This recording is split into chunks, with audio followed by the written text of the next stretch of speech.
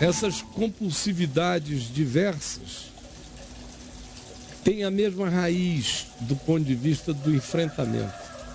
A gente tem que enfrentá-las com a mesma radicalidade.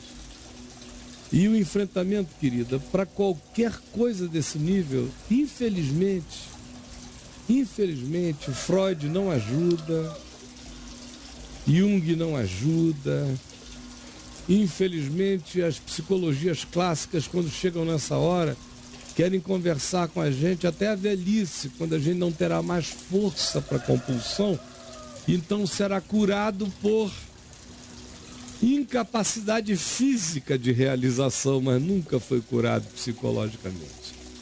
Essas coisas a gente cura como a gente cura qualquer outro vício. A gente se enterra, né, em nós mesmos. É uma decisão de corte. Dá delírios tremes. O problema é que a gente não quer encarar o sofrimento da parada. Da parada. Todos os aspectos. Não quer encarar. É verdade. A gente acha que isso tem que ser vencido sem tanta dor. De preferência na conversa psicológica, psicanalítica, devagar, ou de preferência através de uma intervenção divina, mágica, que faça a gente acordar no dia seguinte com nojo da nossa adição, da nossa incontinência bulímica. Mas não é assim que em geral acontece. Existem até alguns milagres assim, esporádicos. Mas 98% das vezes, pelo menos, as pessoas vencem isso dizendo: não farei, ouvindo o que Deus disse a Caim. Caim estava com uma incontinência emocional. Ele estava tomado de ira.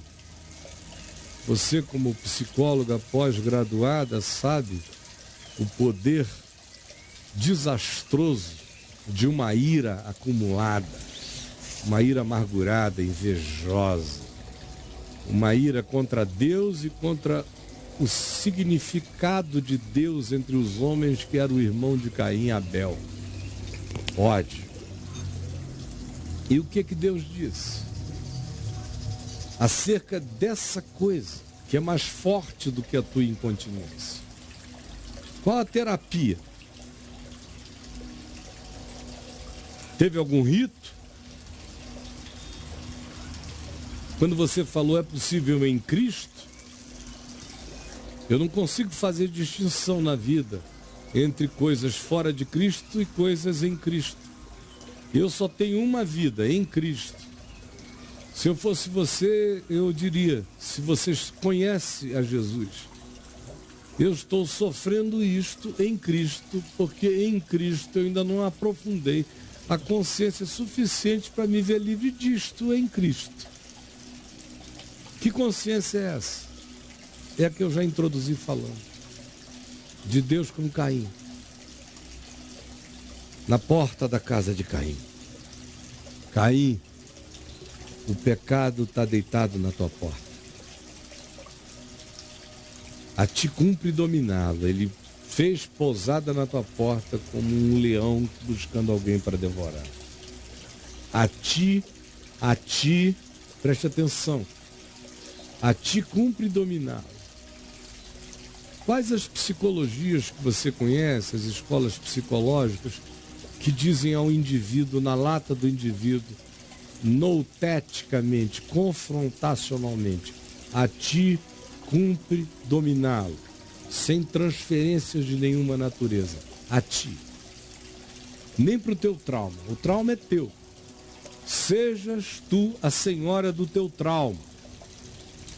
Sejas tu, com a lucidez de hoje, a senhora do teu passado. Tragas tu, com a lucidez que possui, todas as coisas, todos os pensamentos, todas as incontinências, todas as compulsões sujeitas à soberania de Cristo Jesus. Aí você diz: onde é que eu vou para fazer isso? A lugar nenhum. É uma decisão dentro de você. com todos os delírios trêmeis, com todas as consequências, com todas as ansiedades, com tudo. E você só vencerá se atravessar. Senão você vai ficar esperando uma mágica psicológica, psicanalítica, psiquiátrica, ou quem sabe espiritual, de uma imposição de mãos que arranque tudo de uma vez. E isto não existe no mundo da real felicidade a ser encontrada em Deus, em Cristo. Em Cristo, quem entendeu, assume. Em Cristo, quem compreendeu, pratica. Em Cristo, quem discerniu, vivencia. Em Cristo, quem teve luz, segue. Com dor, sem dor, tremendo, gemendo, com lágrimas, andando e chorando enquanto semeia, andando e chorando enquanto semeia. 1 mês, 2 meses, 6 meses, 1 ano. Vai. Querida, se você fizer abstinência de 6 meses, você botou o pé na liberdade.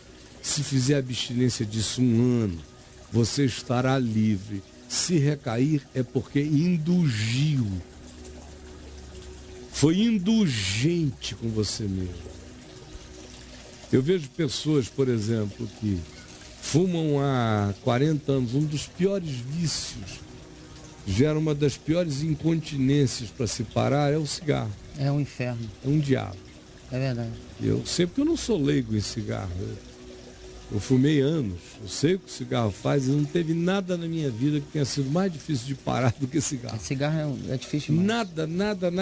Olha, eu fumava 15, 16, às vezes 20 baseadões, tarugos grossos, grandes de maconha por dia, desde 12 anos de idade. Morava no Amazonas, maconha era uma fartura. Naquele tempo, então... Tava lá, né? Te davam sacos. Verdinho? Que isso, cara? Saco. Literalmente eu levava saco para casa.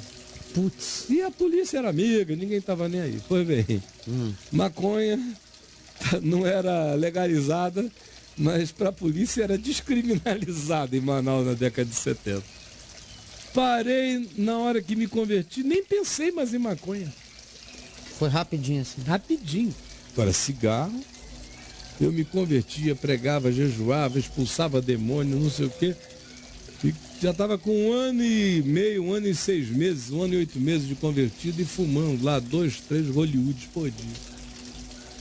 Aquele grosso, vermelho, forte, não conseguia parar.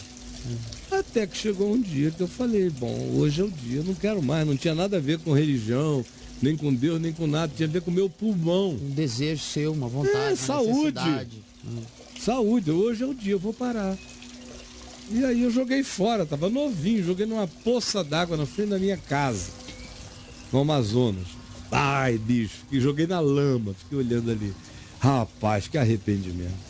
Eu sei o que é isso. Que arrependimento. E eu vou te dizer uma coisa, 6 meses depois eu ainda... Alguém acendia um cigarro perto de mim, eu saía igual esses bichinhos de desenho animado, que quando vê uma fumacinha sai flutuando no ar. Sim. Louco. Sim. Louco. Tudo mais era fácil. Cigarro. Cigarro é muito difícil. Anos depois, meu amigo, 15 anos depois, toda vez que eu tinha um sonho relaxantíssimo, que eu estava relaxadíssimo do meu sonho, eu estava sentado na beira do rio ou de um deck, em algum lugar, fumando um cigarrinho gostoso. Porque eu parei de fumar, mas sem desgostar.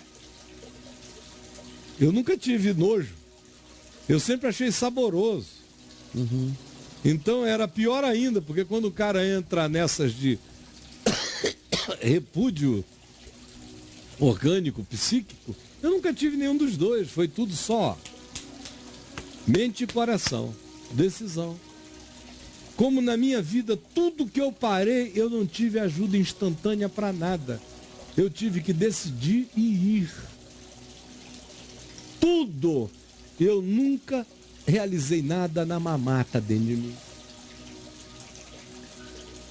Tudo, todas as aflições, tudo foi levantando e andando. Porque se eu tivesse ficado esperando alguma coisa cair do céu em cima de mim, eu teria morrido de depressão aos 18 anos, literalmente. Eu não estou inventando uma data, não. Lá atrás eu já não teria suportado. É porque eu sempre achei que a responsabilidade de viver era minha. Não é de Deus a responsabilidade de me manter vivo. Sim. Deus me criou e me deu vida, e tudo quanto é necessário à vida está em mim. Agora, a responsabilidade de ser, de viver e de escolher como viver é minha. E é intransferível, meu amigo. Essa é a implicação adulta de ser um homem de livre arbítrio na presença de Deus, do diabo e da vida. Então, amiga, você está achando uma hipersimplificação? É a única saída. Vai doer, vai estremecer, vai ser um ano de estribucho, mas você ficará livre, e nunca antes de você decidir, começar e não transigir e não voltar. A vitória está na perseverança. Quem persevera até o fim fica livre, sim. Não por magia de Jesus, mas pela certeza de que Ele me deu o poder, que não me veio nenhuma incontinência maior do que eu, diz Paulo, em 1 Coríntios 10, nenhuma tentação, nenhuma incontinência maior do que eu. Pelo contrário, juntamente com as incontinências, Deus me provê livramento para que eu possa suportar. De modo que se eu decidir suportar, eu suportarei. Se eu decidir não suportar, eu negociarei e transigirei lentamente até que tudo se torne como tudo foi, e eu diga mais uma vez, de modo frustrado, que não consegui.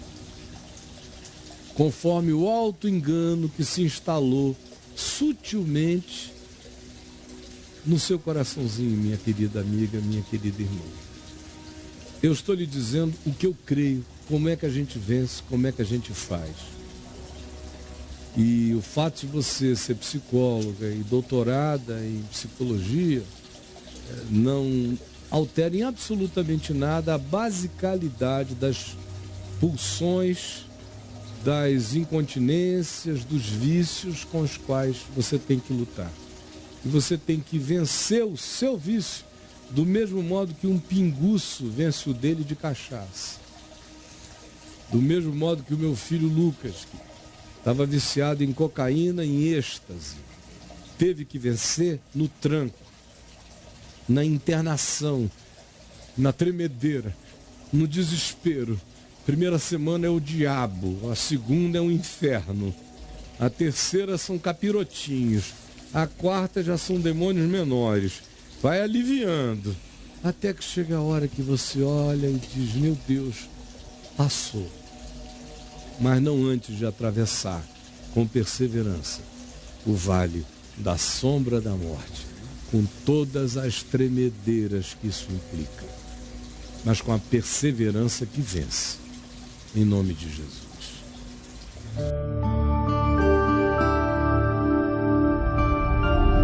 VNV TV, o canal é você.